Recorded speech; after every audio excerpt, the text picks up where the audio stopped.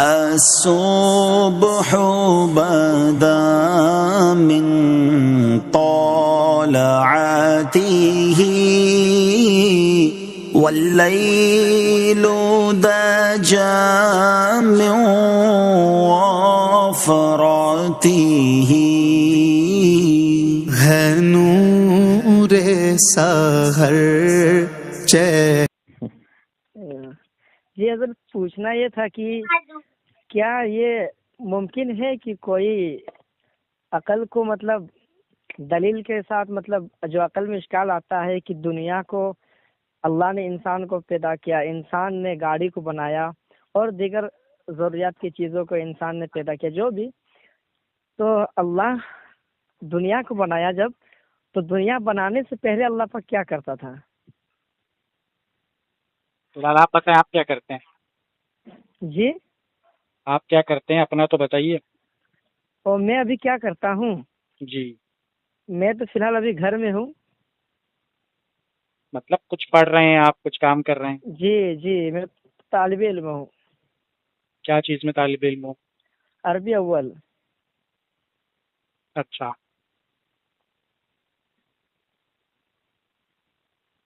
काम जो होता है ना, काम जी वो मखलूक के लिए है कि अगर वो अभी कुछ नहीं कर रहा है, बोर हो रहा है, कुछ करेगा तो उसका टाइम बीतेगा, कुछ नहीं करेगा तो आलसी होगा, काम करेगा तो सेहतमंद रहेगा। ये सारी चीज़ें मखलूक के लिए।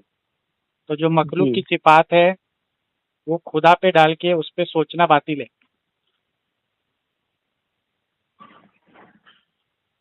क्योंकि हमारी अकल में जो बातें आ रही है ना वो उसकी देन है। उसने हमें भीख में ये अकल दी है।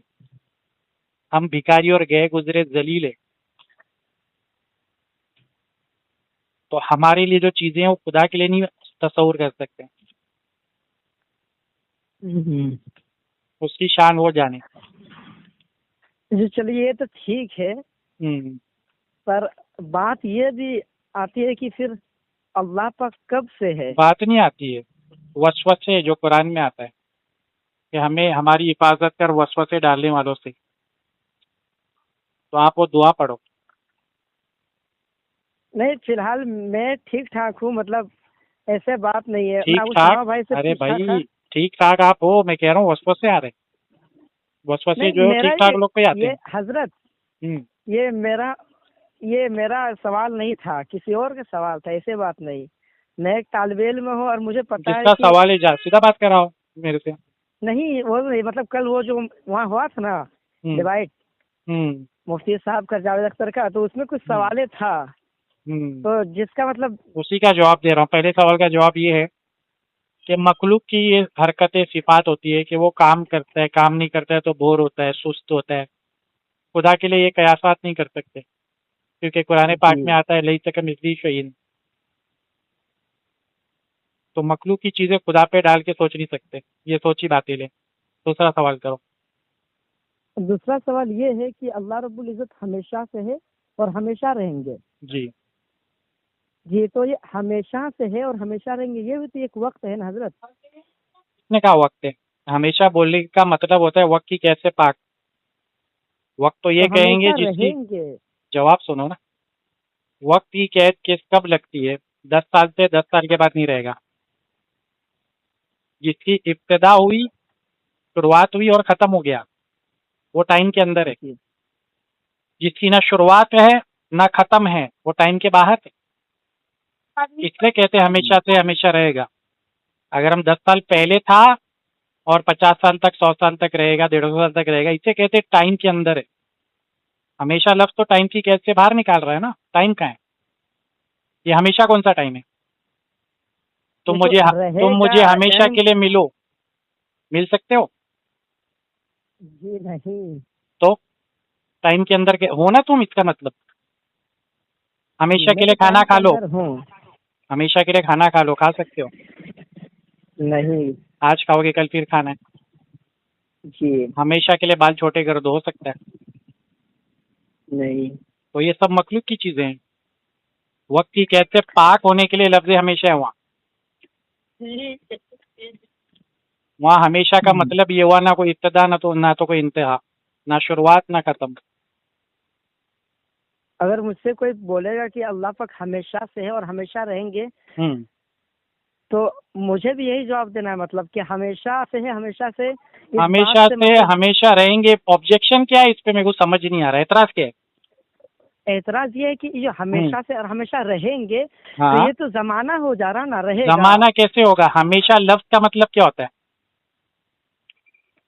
हमेशा लफ्ज के मतलब क्या होता है? पता नहीं ये। फिर एतराज कैसे किए? जिस चीज का मतलब ही नहीं पता है तो एतराज कैसे हो गया? नहीं, लेकिन हमेशा रहेंगे यानी हमेशा हाँ, से है। कब हाँ, से है, बात ये हम हो रहा, कब से है? कब का जवाब ही तो हमेशा है, मतलब टाइम लिमिट कोई है ही नहीं उसकी। हम्म, उसकी बिगिनिंग की कोई टाइम लिमिट, इंतहा, ये सब कुछ नहीं है। जी हमेशा लफ्ज का पहले माना समझो। आप हमेशा से हो? नहीं, क्यों नहीं हो? क्योंकि अल्लाह पाक ने अपनी इबादत के लिए मुझे पैदा किया है बाद में। बाद में पैदा किया। और जी आप हमेशा रहोगे? नहीं। मखलूक और खुदा में फर्क हो गया? हुआ? जी, क्या फर्क हुआ? फिर सब दोहराइए ना बात को। आप हमेशा से हो? नहीं, हमेशा रहोगे? नहीं। इस बात को लेकर खुदा और मखलूक में फर्क हो गया? जी, क्या फर्क हुआ? फर्क ये हो गया कि खुदा हमेशा से हो और हमेशा रहेंगे। नहीं, वो मखलूक, जुमला छोड़ दो, फर्क क्या हुआ? फर्क ये हुआ कि हम हमेशा नहीं रहेंगे और खुदा हमेशा नहीं रहेगा। नहीं नहीं, फर्क ये हुआ कि तुम्हारी एक शुरुआत थी। उम्र क्या है तुम्हारी? उम्र वही तकरीबन 18 साल। सन कौन सा था पैदाइश का? पैदाइश सन, साल कौन सा दो था? हजार 2006-7। 2007 में आपकी शुरुआत हुई जिंदगी की। जी मान लो आप 98 ईयर्स तक जियोगे, वो आपकी जिंदगी खत्म हो गई। तो जब आपकी शुरुआत लिखी जाएगी 2007, और एंड जब लिखा जाएगा, तो उसके अंदर 98 को और डाल दो, 2007 में जमा कर दो, प्लस कर दो। उसके बाद जो फिगर आएगा वो लिखा जाएगा आपका कि ये इंसान इतना जिया। मतलब समझ लो 2107, अब 100 साल जिए। तो आपकी बर्थ डेट क्या लिखी जाएगी? 2007। और आपकी वफात जी कब लिखी जाएगी? 2107, 2107। सही है ना? जी तो इससे पता चला ना आप हमेशा से थे ना हमेशा रहोगे। आप एक टाइम के अंदर थे, एक जमाने के अंदर थे। लेकिन खुदा के लिए ऐसी कोई डेट लिखी जा सकती है? ये सन है और ये सन होगा? नहीं। क्यों नहीं लिखी जा सकती? क्योंकि अल्लाह इस चीज़ों से पाक है। ये मखलूक और क्रिएटेड चीज़ों की सिफात है कि वो पैदा होती है, ख़त्म होती है। खुदा की ये सिफात, ज़ात व सिफात इससे पाक है कि वो पैदा हो, ख़त्म हो। इस वजह से लफ्ज़ हमेशा का इस्तेमाल किया जाता है कि वो हमेशा से हमेशा रहेगा। जी ये समझाने के लिए कि मखलूक की तरह नहीं है कि एक दिन शुरुआत हुई, एक दिन ख़त्म हो गया। खुदा इस कैद से पाक है टाइम ज़माने से कि वो फला सन में था, फला सन में नहीं रहेगा। जब हम ये करेंगे कि इस सन से इस सन तक ये ज़ात रहने वाली, का मतलब हुआ वो ज़माने के अंदर है, टाइम के अंदर है। जब हम कहेंगे हमेशा से है, हमेशा रहेगा, मतलब ना वो टाइम में ना ज़माने में है। क्योंकि टाइम और ज़माना बनाया उसने खुद ने है, और टाइम और ज़माना तो था ही नहीं जब उसका वजूद था। क्योंकि एक दिन दुनिया बनी है ना, चाहे साइंसी एतबार से लो, चाहे कुरान से लो या हदीस से लो, तो ये बात तो है कि दुनिया एक दिन तो बनी है। जी टाइम भी एक दिन बना है। जब टाइम और स्पेस आ गया तो ज़माना आ गया, दौर आ गया। तो अल्लाह पाक ने टाइम स्पेस ज़माना बनाया ही नहीं था, तो वो ज़माने में कैसे आ गया भाई? एक चीज़ है ही नहीं, एक चीज़ का वजूद ही नहीं है। मिसाल के तौर पे मोबाइल का वजूद नहीं है, और तुम कहो कि मैं 50 साल पहले एक आदमी से बात करता था मोबाइल पर, तो ये क्या बेवकूफ़ी वाली बात है? जी जब मोबाइल था ही नहीं, तुम बात कैसे कर रहे थे मोबाइल पर? कर सकते हैं? नहीं। मोबाइल है ही नहीं और कोई कहे मैं मोबाइल पे बात करता था। तो ये वैसा ही है कि टाइम जमाना कुछ था ही नहीं, और कोई बेवकूफ़ कहे कि खुदा टाइम और ज़माने में है। अरे वो चीज़ थी ही नहीं, उसकी ज़ात तब से है, और उसकी क्या बिगिनिंग है, क्या शुरुआत है, कुछ नहीं। उसका जी क्या समझ एंड है, गया। कुछ नहीं। ना उसकी कोई शुरुआत है, ना कोई उसकी एंड है। वजह ये है, एथिस्ट जो है वो समझता है खुदा मखलूक की तरह है, कि वो एक दिन बना, उसका एक जिस्म है, उसकी हरकत है, उसको अच्छा और बुरा लगता है मखलूक की तरह, वो गुस्सा होता है मखलूक की तरह, वो प्यार करता है मखलूक की तरह। नहीं नहीं नहीं नहीं नहीं, खुदा की ना सिफात मखलूक की तरह है, ना ज़ात मखलूक की तरह है। लईसा का मिसली शहीन, कुछ भी मखलूक की तरह नहीं है। हर मखलूक की एक शुरुआत है, हर मखलूक का जिस्म है, हर मखलूक की कुछ ना कुछ ऐसी बात है जिसके अंदर वो मजबूर होता है, जिसके अंदर वो रोता है, जिसके अंदर वो गुस्सा होता है, जिसके अंदर वो हंसता है, उसके अंदर वो वाली फीलिंग है मखलूक वाली। उसी तरीके से मखलूक की एक शुरुआत है, खत्म। तो जो शुरू होती है वो दो मखलूक है। सवालात और थे इनके। करने दें, लेकिन इसको जरा और समझाने दें, रिकॉर्ड भी हो रहा है और लोग की भी काम आएगा।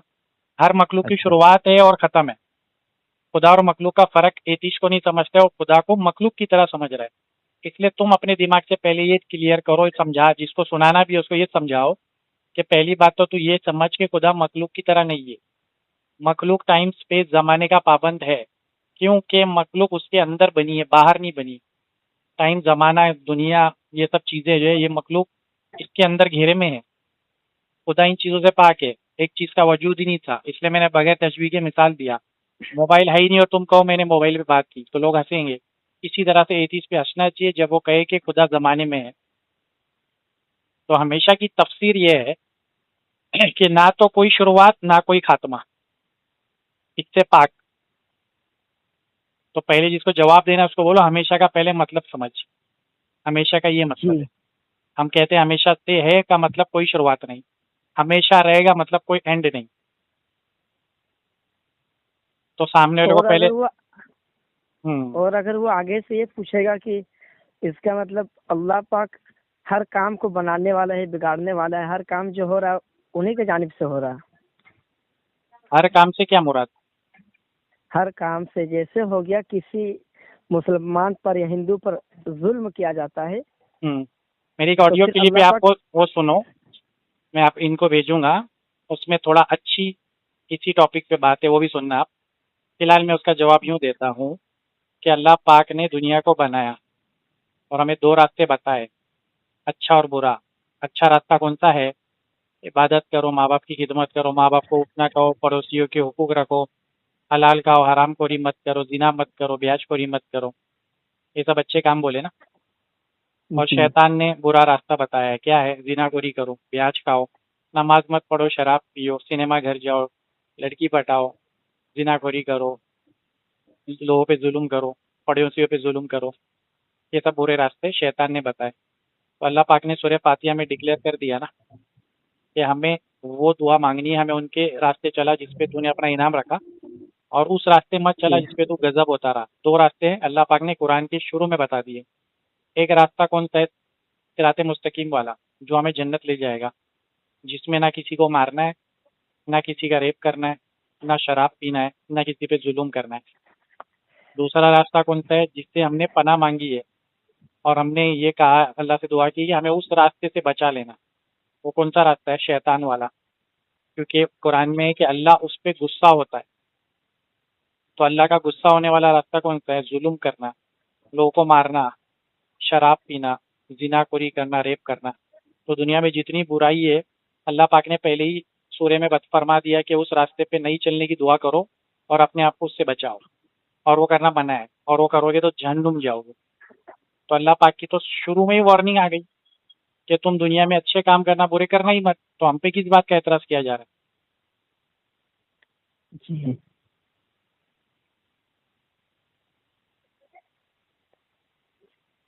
आगे बोलो, जी ये बस निपट गया? यही। दो सवाल जी और थे ना तुम्हारा। नहीं, जो असल बड़ा मेरा ये था वो तो मेरा हल हो गया, वो सब छोटा वाला भी पूछो। ये नहीं था।